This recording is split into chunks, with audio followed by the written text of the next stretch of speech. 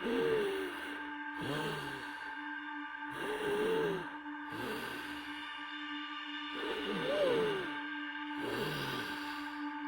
सांस लेने में परेशानी और सीने में तेज दर्द होगा। आपकी चखने और सूंघने की इंद्रियां काम नहीं करेंगी और आपकी सांसें ऐसी चल रही होंगी जैसे आप अभी अभी किसी 3 मंजिला इमारत की सीढ़ियां चढ़कर आए हों। ये लक्षण बताते हैं कि अब आपको अपने स्थानीय अस्पताल के आपातकालीन विभाग में जाने की जरूरत है। आपका इलाज कैसे होगा? आपको वेंटिलेटर पर कब रखा जाएगा? और कैसे आप पूरी तरह से स्वस्थ होने के बावजूद भी कोरोना के एक भयानक केस के शिकार हो सकते हैं। आप देख रहे हैं क्या हो अगर, और यह है क्या हो अगर आप कोरोना की वजह से अस्पताल में भर्ती हो जाएं। जल्दी करने से पहले अपने डॉक्टर को कॉल करें या अस्पताल जाकर अपने लक्षण बयान करें। आपको ऐसा इसलिए कर लेना चाहिए क्योंकि यह भी हो सकता है कि आपके स्थानीय आपातकालीन विभाग में ज्यादा लोगों के लिए बेड की सुविधा ना हो और आपको दूसरे अस्पताल में ले जाए जाने की जरूरत हो सकती है। या हो सकता है कि आपके लक्षणों को इतना गंभीर ना समझा जाए कि उसके लिए अस्पताल की जरूरत हो। तो बेहतर यही होगा कि एक बार फोन पर जानकारी ले लें। लेकिन एक बार भर्ती होने पर नर्स आपकी कोरोना की जांच करेंगी। ज्यादातर मरीजों के खून के नमूने लेने के बाद उनकी कई जांचें की जाएंगी। इसके बाद डॉक्टर आपके फेफड़ों की आवाज सुनेंगे और फिंगर मॉनिटर के जरिए ये देखेंगे कि शरीर में ऑक्सीजन का स्तर कितना है। ये क्यों किया जाता है? क्योंकि अगर आपको कोविड-19 की गंभीर समस्या हो चुकी है तो शरीर में ऑक्सीजन कम होने लगेगी। चूंकि इससे आपके अहम अंगों को जानलेवा खतरे हो सकते हैं, इसलिए आपको 2 पतली नलियों के जरिए ऑक्सीजन दी जाएगी। ये नलियां या तो सीधी या मास्क के जरिए आपकी नाक तक जाती हैं।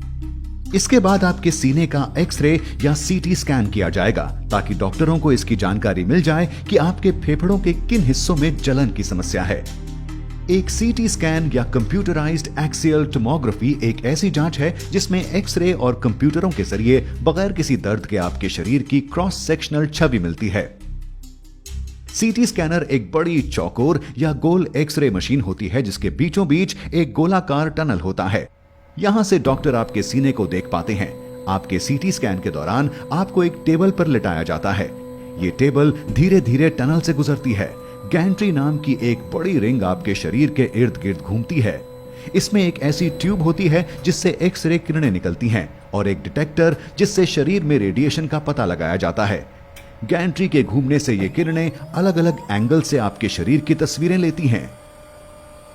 फिर ये सारी सूचना कंप्यूटर तक जाती है जहां आपके फेफड़ों के 3D मॉडल की तस्वीर तैयार होती है। इससे डॉक्टर आपके कोरोना संक्रमण की गंभीरता तय कर पाते हैं। जब आपके डॉक्टर के पास आपके कोरोना संक्रमण से जुड़ी सारी जानकारी आ जाती है, तब आगे का इलाज किस तरह से किया जाता है? कुछ मरीजों को एंटीबायोटिक दिया जा सकता है। यह दवा सीधे कोरोना से नहीं लड़ती, लेकिन इस दिशा में कारगर हो सकती है कि आपके फेफड़ों में कोई दूसरा बैक्टीरियल संक्रमण ना हो।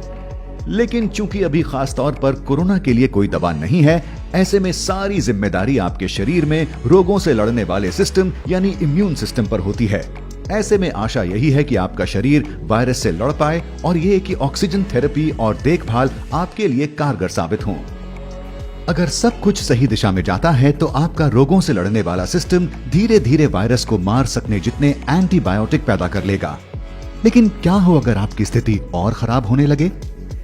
ऐसे में हो सकता है आपको सांस लेने में दिक्कत, बुखार, तेज सर दर्द और उल्टी आने जैसी स्थिति का सामना करना पड़े। अगर खून में मौजूद ऑक्सीजन का स्तर ज्यादा गिरने लगता है, तब डॉक्टर आपके इलाज में तेजी लाते हुए आपको हाई फ्लो नेजल ऑक्सीजन पर रखेंगे। इसका मतलब ये हुआ कि एक मशीन आपके शरीर के तापमान के अनुसार साफ हवा को आपकी नाक में धकेल रही होगी।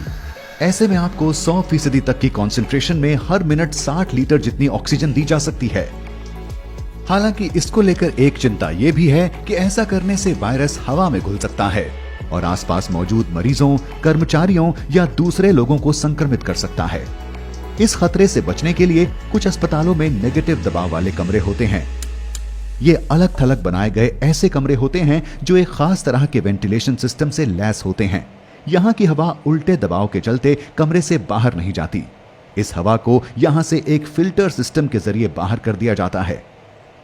अफसोस इस बात का है कि हर अस्पताल में ऐसे कमरों की सुविधा नहीं होती। अगर हाई फ्लो नेजल ऑक्सीजन का तरीका काम नहीं करता, तब डॉक्टर आपकी जान बचाने की आखिरी कोशिश करते हुए आपको मैकेनिकल वेंटिलेशन पर रखेंगे। आपको आईवी के जरिए दवाइयां दी जाएंगी। मैकेनिकल वेंटिलेशन का पहला चरण एंडोट्रैकियल इंट्यूबेशन होता है। आपके सोने के बाद आपके डॉक्टर लैरिंगोस्कोप नाम के एक उपकरण का इस्तेमाल करेंगे। ये उपकरण एंडोट्रैकियल ट्यूब को उसकी सही जगह तक पहुंचाता है। डॉक्टर आपके सर को पीछे की ओर झुकाएंगे और लैरिंगोस्कोप को आपके मुंह के जरिए गले तक पहुंचाएंगे। यहां इस बात का खास ध्यान रखा जाता है कि ये आपके दांतों के संपर्क में ना आए। आपके डॉक्टर इसके बाद धीरे धीरे आपके एपिग्लॉटिस को उठाएंगे। यह आपके लैरिंग्स की रक्षा करने वाला हिस्सा होता है।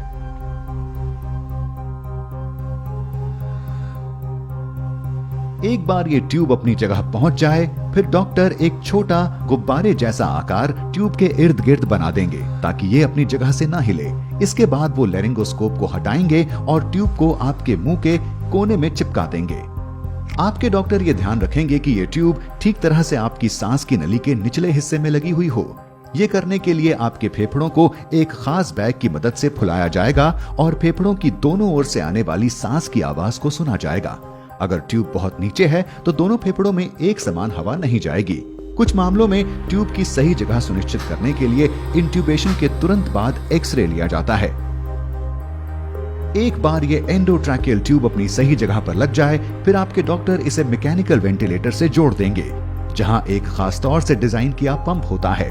इस पंप के जरिए आप ऑक्सीजन की भरपूर मात्रा वाली हवा अपने फेफड़ों में लेते हैं और कार्बन डाइऑक्साइड को छोड़ पाते हैं। शरीर में ऑक्सीजन और कार्बन डाइऑक्साइड के स्तर पर नजर रखी जाती है ताकि यह सुनिश्चित किया जा सके कि वेंटिलेटर ठीक तरह से काम कर रहा है। तो अब आप सो रहे हैं और एक मशीन आपकी सांसों का ख्याल रख रही है। इस पड़ाव पर आपके बच पाने की कितनी संभावना है? बदकिस्मती से US agency for international developments emerging pandemic threat program के पूर्व हेड और संक्रमित बीमारियों के जानकार डॉक्टर डेनिस कैरल का मानना है कि वेंटिलेटर पर पहुंचे कुल कोरोना मरीजों में से केवल 1/3 ही जिंदा बचे रह पाते हैं। वेंटिलेटर का ज्यादा लंबे वक्त तक इस्तेमाल भी एक मरीज के लिए घातक साबित होता है। तो अगर आप इन हालातों में बचे रह जाते हैं, आपके लिए आगे का रास्ता अब और भी लंबा होने वाला है। इस बीमारी के फैलने के शुरुआती दिनों में कुछ अस्पतालों ने शुरुआती इलाज के दौरान ही मरीजों को वेंटिलेटर पर रखा था। इसके पीछे की वजह यह भी थी कि ऐसे इलाज से वायरस को हवा में फैलने से रोका जा सकता है। अब जब शोध के लिए कोरोना के कई मामले हमारे सामने हैं, स्वास्थ्य जानकारों की कोशिश है कि वो अलग अलग तरह की सांस संबंधी दिक्कतों के लिए दिशा निर्देश जारी कर पाएं और ये बता पाएं कि किन मामलों में वेंटिलेटर का इस्तेमाल किया जाना है। इनमें कुछ ऐसे निर्देश शामिल हैं, जैसे मरीज को पेट के बल लिटाना, इसे प्रोन पोजिशनिंग कहा जाता है। माना जा रहा है कि इससे फेफड़ों तक पहुंचने वाली ऑक्सीजन की मात्रा को बढ़ाया जा सकता है। तो ये सब जानने के बाद क्या वजह है कि ये वायरस कुछ लोगों में केवल एक छोटी सी बीमारी बनता है, लेकिन कुछ लोगों के स्वस्थ होने के बावजूद ये उनकी मौत की वजह तक बन जाता है? ऐसे मामलों के लिए ये कहा जा सकता है कि बड़ा नुकसान रोगों से लड़ने वाले सिस्टम के कमजोर होने से होता है, न कि खुद वायरस से। सीधे शब्दों में, जब आपके शरीर के किसी सेल को किसी बाहरी खतरे या वायरस का अंदेशा होता है, तो वो सबसे पहले खुद को खत्म कर लेता है। ऐसा इसलिए कि वो बाकी सेलों तक ये संक्रमण पहुंचने से रोक पाए और आपकी रक्षा कर सके। ऐसा इसलिए हो पाता है कि आपके इम्यून सिस्टम के सेल यानी मैक्रोफेजेस सिग्नल देने वाला एक छोटा प्रोटीन छोड़ते हैं जिसे साइटोकाइन कहा जाता है। इनमें से कई प्रोटीन सेल के मरने के पीछे की वजह होते हैं। जब कई सेलों में एक साथ ऐसा हो रहा होता है तो इससे टिश्यू का काफी नुकसान हो सकता है। स्वास्थ्य जानकार इस प्रक्रिया को साइटोकाइन स्टॉर्म कहते हैं। कोविड-19 होने पर नुकसान फेफड़ों के टिश्यू का होता है। इससे फेफड़ों की छोटी थैलियों की दीवारें एक तरह का तरल छोड़ने लगती हैं, जिससे निमोनिया होता है और खून में ऑक्सीजन की कमी होने लगती है।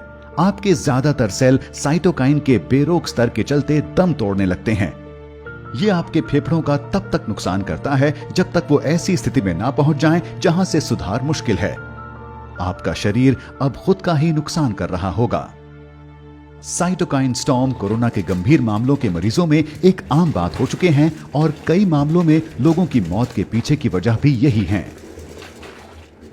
आप में ये साइटोकाइन स्टॉर्म होगा या नहीं, ये काफी हद तक आपके जीन्स पर भी निर्भर होता है। H1N1 फ्लू वायरस के मरीजों में ये पाया गया है कि जिनमें ये साइटोकाइन स्टॉर्म आया वो काफी हद तक जेनेटिक कारणों से था। अब ये काफी हद तक संभव है कि बढ़ती उम्र के साथ ये जेनेटिक इम्यून विकार आप में भी विकसित हो जाएं। लेकिन ऐसी भी संभावना है कि आपके जीन्स में पहले से ही कुछ ऐसा हो जिससे आप कोरोना वायरस से संक्रमित होकर तुरंत साइटोकाइन स्टॉर्म की समस्या से घिर जाएं। यहाँ ये समझना जरूरी है कि साइटोकाइन स्टॉर्म की पूरी तस्वीर अभी हमारे सामने नहीं है और स्वास्थ्य समुदाय को इस बीमारी के सारे पड़ावों को समझने में अभी लंबा वक्त लगेगा। कई जानकारियों की दूसरे संस्थानों के जरिए पुष्टि होना अभी बाकी है। लेकिन अच्छी बात यह है कि दूसरी बीमारियों में काम आने वाले ऐसे तरीकों पर शोध जारी है जो साइटोकाइन स्टॉर्म को रोक सकें और कोरोना से लड़ सकें। साथ ही नए तरीकों की खोज की दिशा में भी लगातार काम किया जा रहा है। मौजूदा वक्त में ऐसी सैकड़ों दवाइयों पर खोज जारी है जो कोरोना से लड़ाई में काम आ सकती हैं। तो अगर आप इतने खुशकिस्मत हैं कि इस सब के बाद भी बचे रह सकें, तब आपको वेंटिलेटर से छुट्टी मिल सकती है। आपको शायद बहुत ज्यादा थकान महसूस हो, लेकिन अब आपको अस्पताल के आम वार्ड में रखा जाएगा। आप इस जगह तब तक रहेंगे जब तक आपके शरीर की ऑक्सीजन सुरक्षित लेवल तक नहीं आ जाती। इसके बाद आपको अस्पताल से छुट्टी मिल सकती है। आप घर जा सकते हैं और अपने परिवार और दोस्तों के बीच वापसी कर सकते हैं। मैं आशा करता हूं कि कोरोना की वजह से अस्पताल जाने पर आप ये समझ चुके होंगे कि क्यों हमें सावधान रहने की जरूरत है। कोरोना न केवल लोगों के स्वास्थ्य पर असर डाल रहा है, बल्कि यह हमारे जीवन के हर पहलू पर भारी पड़ रहा है। ऐसे में अगर अर्थव्यवस्था पूरी तरह से डगमगा जाती है, तब आप क्या करेंगे? जानने के लिए बने रहें क्या हो अगर के साथ।